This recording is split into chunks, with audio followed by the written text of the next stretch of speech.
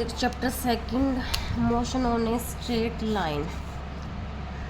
देखो मैकेनिज्म क्या आता है? Mechanism is a branch of a physics that deal with the study of a motion object, the force responsible for the motion and the condition of a body of the rest है that deal with the motion of a object. देखो mechanism क्या होता है? Mechanism of physics की वह शाखा है that deal with study of a motion, जिसके यहाँ पे मोशन के बारे में पढ़ेंगे। किसी वस्तु के ऊपर आप पे फोर्स लगाओगे तो वस्तु किस में जाओगे? मोशन के अंदर जाओगे। अगर उसके ऊपर फोर्स नहीं लगाओगे तो क्या हो जाएगी? वो रेस्ट के ऊपर होगी। Motion is the mechanism is the divided in two part. Mechanism है ना दो प्रकार का होता है, काइनेस्टिक और डायनेमिक्स। काइनेस्टिक्स क्या होता है कि focus on a motion without worrying about causing at the concert with the low object move note that way. Kinetic वो होती है कि किसी भी वस्तु का पर फोकस नहीं किया तो विदाउट बिना फोर्स किए ही क्या कर रही है? वो मूव कर रही है, ठीक है। और डायनेमिक क्या होती है कि किसी के ऊपर आपने फोर्स लगा दिया, उस वस्तु ने क्या कर दिया? पीछे से हमने क्या किया? उसको मूव किया और वो क्या कर रही है? मोशन में आई हुई है। अब देखो रेस्ट क्या होता है? Rest an object is said to be rest position does not change with respect to surrounding occurs time. Rest ये होता है कि कोई भी वस्तु है जहाँ जिस भी पोजीशन के ऊपर बैठी है तो वहीं पे है, मतलब उसकी पोजीशन में कोई भी चेंज नहीं है। डज नॉट चेंज पोजीशन, ठीक है। उसकी पोजीशन में कोई भी चेंज नहीं होता, वो रेस्ट होता है। जैसे कि एक बुक लेंगे ऑन टेबल, कोई भी बुक है टेबल के ऊपर रखी हुई है तो किस में? वो रेस्ट में ही है, ठीक है। रिस्पेक्ट टू द टेबल की रिस्पेक्ट में। Motion an object is said to be the motion its position change with respect rest surrounding the. कोई भी वस्तु मतलब क्या? वो रेस्ट पे। अब हमने ना उसके ऊपर क्या कर दिया? उसकी ना पोजीशन को हमने चेंज कर दिया, ठीक है। कैसे भी करो, फोर्स लगा के कर दिया तो वो क्या होगी? मोशन कहलाता है, ठीक है। A moving car change the position with respect to tree building. मान लो कि कोई भी बिल्डिंग है, ट्री है, खड़े है, तो किसके रिस्पेक्ट में कार ना मूव कर रही है, अपनी पोजीशन चेंज कर रही है। किसके रिस्पेक्ट में चेंज कर रही है वो पोजीशन? पेड़ है, बिल्डिंग है, ठीक है, उसके रिस्पेक्ट में क्या कर रही है? वो चेंज कर रही है।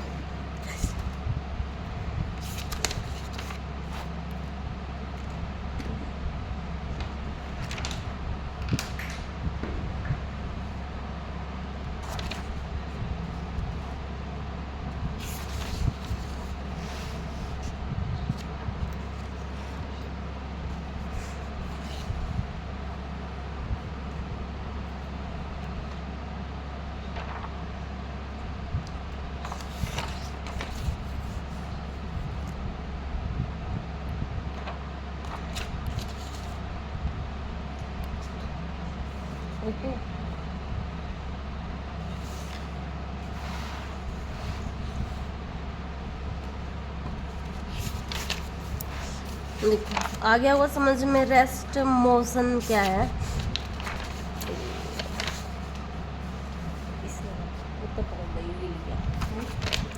थोड़ा पकड़ दे।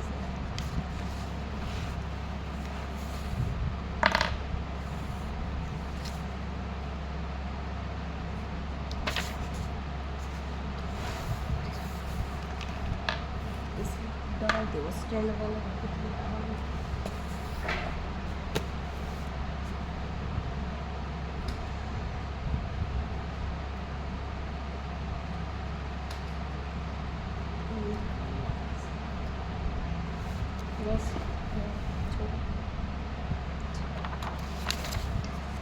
आगे देखो, frame of a reference each system consisting of the an original and the coordinate axis relative to which the position and the motion of an object are the measure।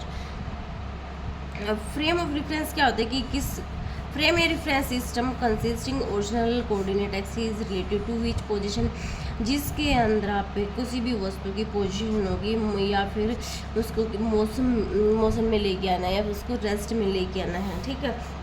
तो क्या आती है? फ्रेम ऑफ रेफरेंस कहा जाता है। Point of a object देखो, a point can be considered point object size of object more smaller than the distance. Point object कहते हैं कि अगर कोई भी वस्तु का आपने कोई भी एक पॉइंट ले लिया तो उस वस्तु का पॉइंट ना उसकी साइज़ के अकॉर्डिंग होगा, ठीक है। तो उसी की अगर छोटा है तो क्या करेगी, जल्दी से जल्दी मूव कर लिया। अगर वो वस्तु भारी है तो क्या करेगी, मतलब उसमें थोड़ा सा टाइम लगेगा, ज़्यादा फोर्स लगेगा, ठीक है। ये चीज़ होती है। अब आ गया अपना स्केलर और वेक्टर क्वांटिटी। स्केलर और वेक्टर क्वांटिटी ऐसे करना पड़ेगा, ठीक है। स्केलर एंड वेक्टर क्वांटिटी क्या है, देखो स्केलर क्वांटिटी होती है कि ए quantity that has only magnitude, ठीक है। स्केलर क्वांटिटी होती है जिसके अंदर ना ओनली एक ही मैग्नीट्यूड होगा। और वेक्टर क्वांटिटी क्या होगी, जिसके अंदर ना मैग्नीट्यूड भी होगी, डायरेक्शन भी होगी, दोनों होगा, ठीक है। तो ये क्या हो गया, डिस्टेंस, स्पीड, मास, टाइम, टेम्परेचर, और ये हो गया डिस्प्लेसमेंट, वेलोसिटी, एक्सेलरेशन, फोर्स, ठीक है।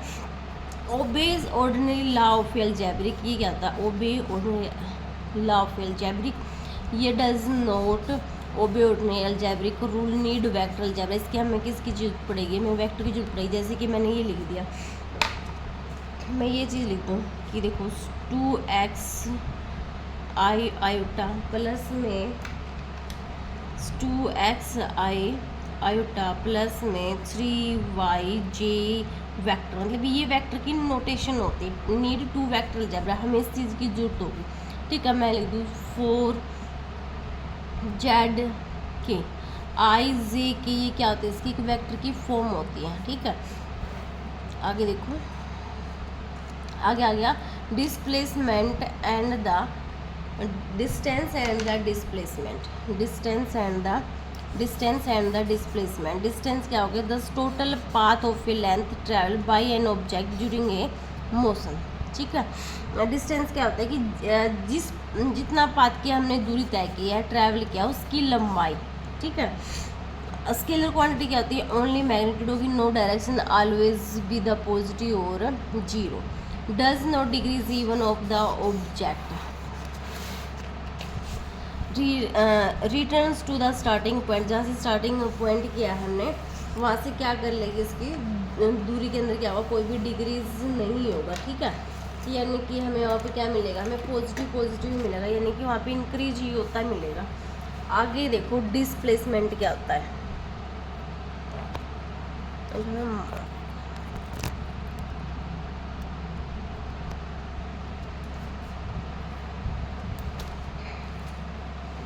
डिस्प्लेसमेंट क्या होता है कि the shortest straight line, the distance between the initial and the final position of a object. देखो इसके अंदर क्या है, डिस्प्लेसमेंट क्या होता है, कोई भी शॉर्टेस्ट स्ट्रेट लाइन है, ये कोई भी एक स्ट्रेट लाइन है मेरे पास, ठीक है। तो ये इसका इनिशियल पॉइंट हो गया यहाँ पे ए, और ये क्या हो गया, इसका फाइनल पॉइंट बी हो गया, ठीक है। ए से और बी तक का ये इनिशियल पॉइंट और ये, तो जो इसका डिस्टेंस है, ये डिस्टेंस जिसने दूरी तय की है, तो वो क्या कहलाएगा, डिस्प्लेसमेंट कहलाएगा, ठीक है।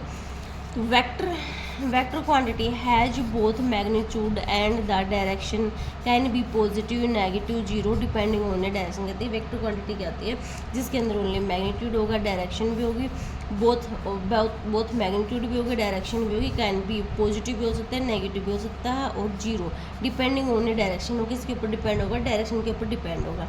कैन बी लेस देन और equal to distance, both never greater, ठीक है। ये कम लेस भी हो सकता है, ये इक्वल भी हो सकता है, नेवर ग्रेटर ये कभी भी बड़ा भी हो सकता है, ठीक है। अब ये देखो डिस्टेंस और डिस्प्लेसमेंट में क्या डिफरेंस है। Distance is the length of the actual path traveling by object in a given interval of the time.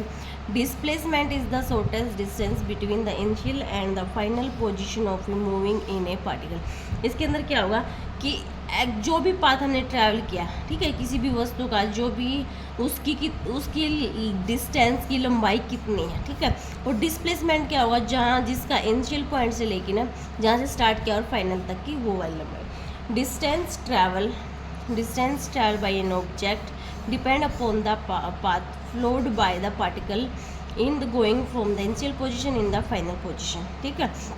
Displacement क्या होगा, बिटवीन, हमने क्या लेना है, हमें उस डिस्टेंस क्या होगा, जो भी हमने किसी भी वस्तु को ट्रैवल किया है, डिपेंड होगा उसके रास्ते के ऊपर, जो उसका पार्टिकल है, जो इनिशियल पोजीशन से इसके हम इनिशियल पोजीशन से फाइनल पोजीशन चेक करेंगे और इसमें क्या होगा, initial and the final position particle does not depend on the path. ये पाथ के ऊपर डिपेंड नहीं होगा, ये पाथ के ऊपर डिपेंड होगा, ठीक है। Distance travelled by an object in A given interval of a time is always positive. ये पॉजिटिव होगा, ये पॉजिटिव भी हो सकता है, नेगेटिव भी हो सकता है और जीरो भी हो सकता है, ओके।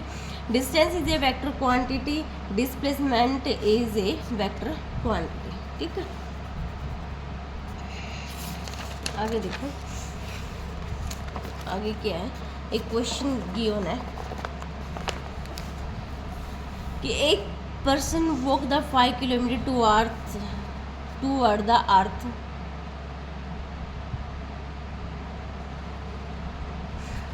A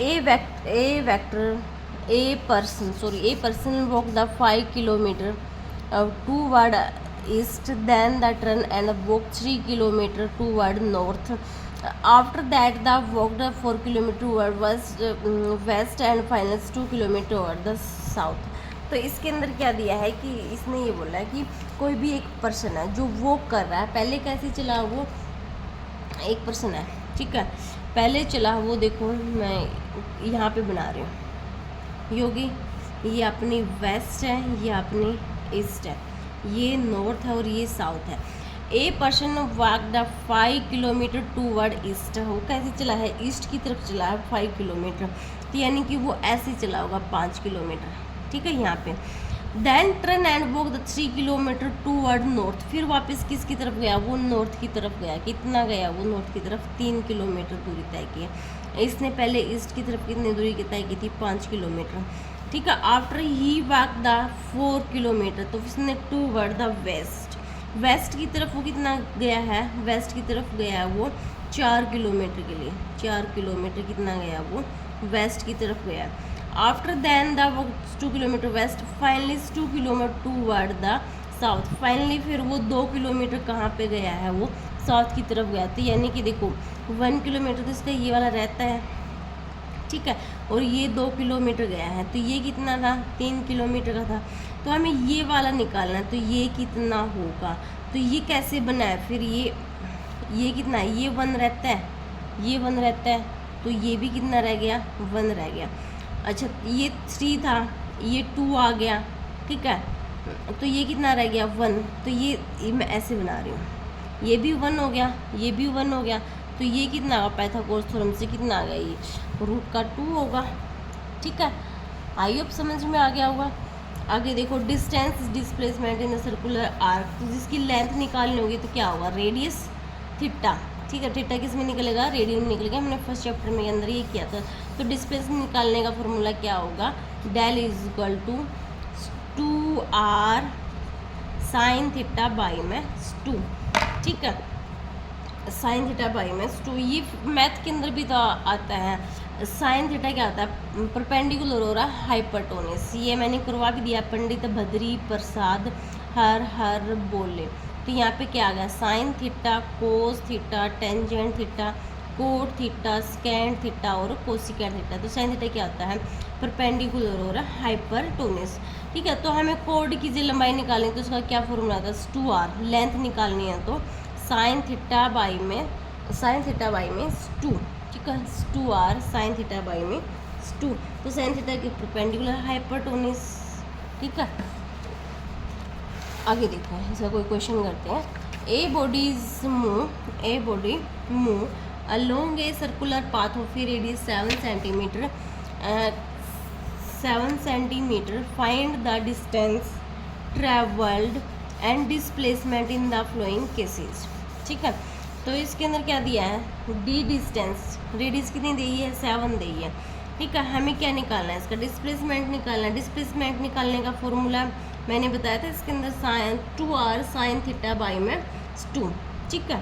तो साइन यहाँ पे क्या दिया है, इसने बोला कि परपेंडिकुलर है वो, ठीक है, तो यानी कि थीटा क्या होगा, यहाँ पे 90 डिग्री का होगा। तो डी डिस्टेंस निकालेंगे 7 इंटू में पाई बाई में 2, ठीक है, 7 बाई में 2, पाई की वैल्यू कितनी आ गई, 22/7 आ गई, 2 पे कितना घटे 11 से कितना है 11, ठीक है।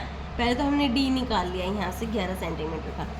ठीक है। डी निकालने के बाद अपना आर की जो कोड है उसकी लंबाई निकालने का फॉर्मूला क्या था, 2r sine theta by minus 2r radius कितनी है 7 है वो हम, ठीक है।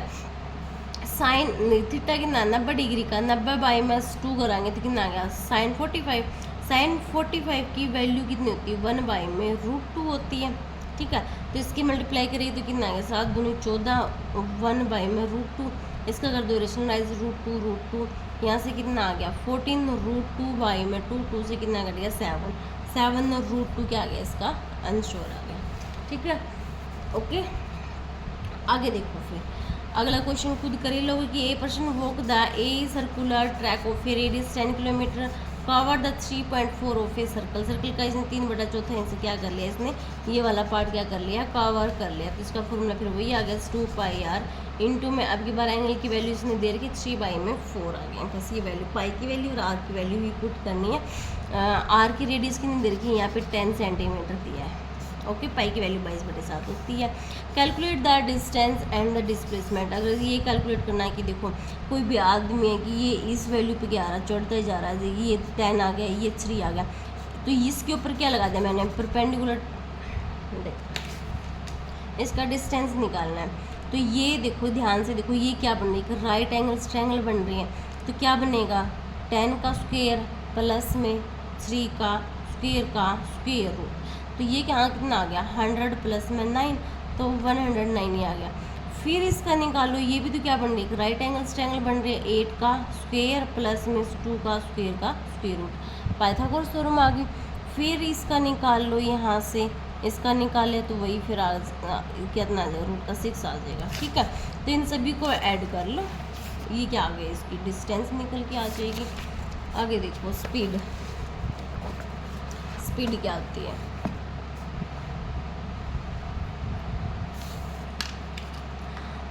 Speed is the rate of a change of the distance with respect to time. Speed क्या होती है हमने 10th क्लास में भी किया था। स्पीड ये होती है कि रेट ऑफ ए चेंज हमें distance with respect to distance, rate of a change of a distance with respect to time, time के अकॉर्डिंग हम उसकी डिस्टेंस में क्या कर रहे हैं चेंज कर रहे हैं, ठीक है। तो इसकी ऐसे यूनिट क्या होती है मीटर पर सेकंड। इसका ओनली मैग्नीट्यूड होता है, नो डायरेक्शन, कोई भी डायरेक्शन नहीं होती। टाइप ऑफ स्पीड की दो प्रकार की होती है, एक यूनिफॉर्म होते हैं, एक नॉन यूनिफॉर्म स्पीड होती है। यूनिफॉर्म स्पीड क्या होती है an object is said to be moving with the uniform speed if its the cover equal distance in the equal interval of a time. इसने बोला कि कोई भी वस्तु है जब मूव कर रही है मतलब वो कैसे मूव कर रही है कि सेम इंटरवल टाइम में सेम दूरी तय कर रही है, ठीक है। जैसे कि देखो ये कोई भी गाड़ी ऐसे जा रही है, ठीक है, कोई भी गाड़ी जा रही है तो इसने ना 10 किलोमीटर की दूरी 1 घंटे में तय की, फिर 10 किलोमीटर की दूरी 1 घंटे में, मतलब सेम इंटरवल टाइम के ऊपर सेम दूरी क्या कर रही है वो तय कर रही है, तो वो क्या होती है यूनिफॉर्म स्पीड होती है। नॉन यूनिफॉर्म स्पीड क्या होती है जैसे कि वो रुक के चलना होता है, मतलब कोई भी वस्तु है जो मूव कर रही तो अनइक्वल डिस्टेंस में equal interval of a time और equal distance is the unequal time, या तो उसका टाइम इक्वल नहीं है, ठीक है, या फिर उसका डिस्टेंस इक्वल नहीं है, तो वो कौन सी होगी नॉन यूनिफॉर्म स्पीड होगी। वेलोसिटी देखो वेलोसिटी क्या होती है डिस्प्लेसमेंट अपॉन में टाइम, ठीक है। वेलोसिटी क्या होती है displacement, velocity is the rate of change of a displacement with respect to time, ठीक है, डिस्प्लेसमेंट अपॉन में टाइम। वेक्टर क्वांटिटी क्या होती है मीटर पर सेकंड, वही होती है, इसकी भी क्या होती है इसकी दोनों होती है, मैग्नीट्यूड भी होती है और डायरेक्शन भी होती है, ओके। आगे एवरेज स्पीड ये थोड़ी सी स्पीड में इसलिए करेगा कि हमने ये 10th क्लास में कर चुके हैं, थोड़ा सा ये बेसिक है 10th क्लास का। आगे एवरेज स्पीड क्या होती है, average speed is the calculated by dividing the total distance travelled by the total time taken at the reflected how fast object moving regardless of the direction, ठीक है। तो average speed क्या होती है कि आप कितना डिस्टेंस हमने टोटल डिस्टेंस अपॉन में टोटल टाइम, ठीक है, आम भाषा ये है टोटल डिस्टेंस अपन में टोटल टाइम में हमने कुल कितने दूरी तय की है और कुल कितने समय में तय की है, ठीक है। तो इसकी क्या होगी, स्केलर के अंदर हमारे पास इसका ओनली मैग्नीट्यूड होगा, नो डायरेक्शन। ऐसे यूनिट क्या होगी, वही मीटर पर सेकंड होगी। इसका डायमेंशनल फॉर्मूला क्या होता है, लेंथ पर यूनिट टाइम। तो एवरेज स्पीड क्या होगी, टोटल डिस्टेंस अपॉन में टोटल टाइम। तो इसका कोई क्वेश्चन करते हैं, देखो a train travelled first 30 minute at the 60 kilometre per hour, next 30 minute at the 90 kilometre, calculate the average speed. तो हमें क्या निकालना है, इसकी का एवरेज स्पीड निकालनी है। कोई क्वेश्चन लिखा है, डायरेक्ट करवाती हूँ, आसान सा क्वेश्चन है बिल्कुल।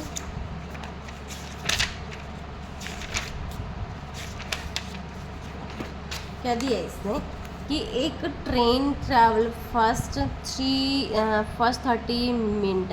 तो एक पहले दूरी मैंने ये निकाल ली कि क्या कर रही है, डिस्टेंस निकालने का फॉर्मूला होता है स्पीड इनटू में टाइम, ठीक है। तो इसकी डिस्टेंस निकालेंगे तो स्पीड कितनी है 60 किलोमीटर पर आवर, ठीक है, 60 किलोमीटर पर आवर। इनटू में टाइम कितना आ गया 1/2, तो कितना आ जाएगा यहाँ पे डिस्टेंस d1 कितना आ गया 30 किलोमीटर आ गया। फिर मैं निकालूंगी d2 निकालेंगे तो क्या होगा, स्पीड इनटू में टाइम, तो ये कितना आ गया 90 इंटू में 1/2 से कितना आ गया 45। d2 कितना आ गया यहाँ से 45 किलोमीटर आ गया, ठीक है। अब मैं इसकी निकालूंगी एवरेज स्पीड निकालना 30 प्लस का 45 बाई में टोटल टाइम कितना होगा, टोटल में होना चाहिए तो हाफ, ये था हाफ, ये है तो कितना होगा पूरा 1 घंटा होगा। तो 75 किलोमीटर क्या है इसका एवरेज टाइम निकल के आया, ठीक है। ओके, समझ में आ गया होगा आपको भी, बहुत आसान है ये तो हो गया। आगे देखो जो सम इम्पोर्टेंट केसेस जो मोस्ट इम्पोर्टेंट है, ये करना बहुत ज़रूरी है अपने पेपर के अंदर आते हैं। इसके अंदर क्या है कि टाइम इज ए गिवन, अगर आपने पास टाइम गिवन है तब क्या करना है, देखो कोई भी ऑब्जेक्ट है वो ऐसे ट्रैवल कर रहा है, ठीक है। कुछ टी टाइम में उसकी क्या होगी वेलोसिटी v1 होगी, t2 टाइम में क्या होगी उसकी वेलोसिटी v2 होगी, तो t टाइम 3 में क्या होगी उसकी वेलोसिटी कुछ ना कुछ होगी। तो किसी चीज़ वस्तु का अपन डिस्टेंस निकालना है, तो डिस्टेंस निकालने का फॉर्मूला क्या होता है, डिस्टेंस निकालने का फॉर्मूला क्या होता है, स्पीड इनटू में टाइम। जहाँ पे उसकी स्पीड कुछ होगी तो वहाँ पे टाइम भी तो कुछ होगा, ठीक है। मान लीजिए ये ऑब्जेक्ट है, यहाँ से इसने चलना स्टार्ट किया तो उसको यहाँ पे पहुँचना है, तो देखो यहाँ पे उसकी डिस्टेंस है, वेलोसिटी है, मान लो यहाँ पे उसकी v1, तो इसमें टाइम भी तो t1 लगा होगा। यहाँ पे क्या है इसकी v2 है, तो ये t2 टाइम लगा होगा। ऐसे ही v3 तो उसको क्या लगा हुआ टाइम। तो डिस्टेंस निकालने का फॉर्मूला है स्पीड इनटू में टाइम, तो v1 v2 t2 इनटू में v3 और इनटू में टाइम, ठीक है, अपॉन में टोटल। तो अब हम इसका एवरेज निकालना है तो क्या होगा इसका टोटल टाइम t1 t2 और प्लस में t3, ठीक है। तो देखो ये आ गया, ये निकल के आ गया यहाँ से।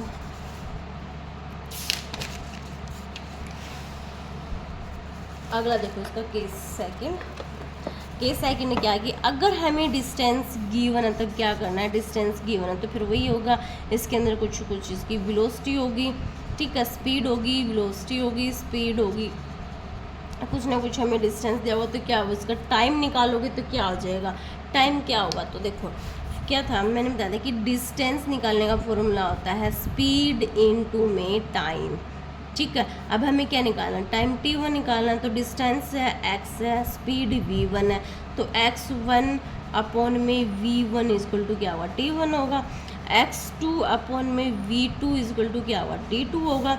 तो ऐसे ही क्या होगा t3 निकलेगा, बस फिर तीनों क्या कर दो, इनको ऐड कर दो, ठीक है। अगर हमें वेलोसिटी भी गिवन है और टाइम वही सेम है तब कैसे करेंगे, तो उसके अंदर क्या फॉर्मूला होगा, देखो टाइम सेम है, फॉर्मूला अपना वही लगेगा v1 t1 v2 t2 plus में v3 t3 अपॉन में 3t। अब यहाँ पे टाइम सेम है, ठीक है, तो मैंने t1 t2 t3 की जगह पे ना t पुट कर दिया, तो t यहाँ से क्या आ रहा है कॉमन आ रहा है, v1 प्लस में v2 प्लस में v3 अपॉन में कितना आ रहा है 3t से t कट गया तो क्या हो जाएगा यहाँ से ये आ जाएगा, ठीक है।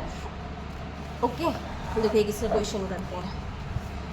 ए car move from the X to Y with a uniform speed v1 return from the, कहते कि एक कार है जो मूव कर रही है, ठीक है, तो वापस वो रिटर्न कितना दिया इसके एक्स, पहले कार कैसे मूव कर रही है, एक्स से वाई की तरफ जा रही है, फिर वापस रिटर्न कर रही है और वाई से एक्स की तरफ जा रही है, तो इसकी एक यूनिफॉर्म स्पीड क्या है v2 है। What is the average speed, हमें एवरेज स्पीड निकालें तो ये इसके ऑप्शन दे रखे हैं। तो देखो ये कार है, पहले वो ऐसे जा रही है एक्स से वाई की तरफ जा रही है, फिर वापस कैसे आ रही है वो वाई से एक्स की तरफ आ रही है, ठीक है, तो इसका टाइम t1 क्या होगा यहाँ पे, t1 यहाँ पे होगा एक्स अपॉन में v1, तो इसका टाइम t2 क्या होगा एक्स अपॉन में v2। अब दोनों को क्या कर देंगे, ऐड करूँगी मैं, ऐड किया था एक्स कितना आ गया यहाँ से 2x हो गया, और x अपॉन में v1 प्लस में x अपॉन में v2 is equal to 2x, इसका एलसीएम लेंगे तो कितना हो गया v1 v2 cross multiply x v2 plus में x v1। यहाँ से क्या आ रहा है x क्या आ गया, कॉमन आ गया इस x से, तो x कट जाएगा, तो अपने पास क्या निकल के आएगा फिर 2v1 v2 अपॉन में v1 प्लस में v2। देखो इसमें कौन सा ऑप्शन है, 2 इंटू में v1 v2, ये थर्ड ऑप्शन आएगा इसका, ठीक है, ओके।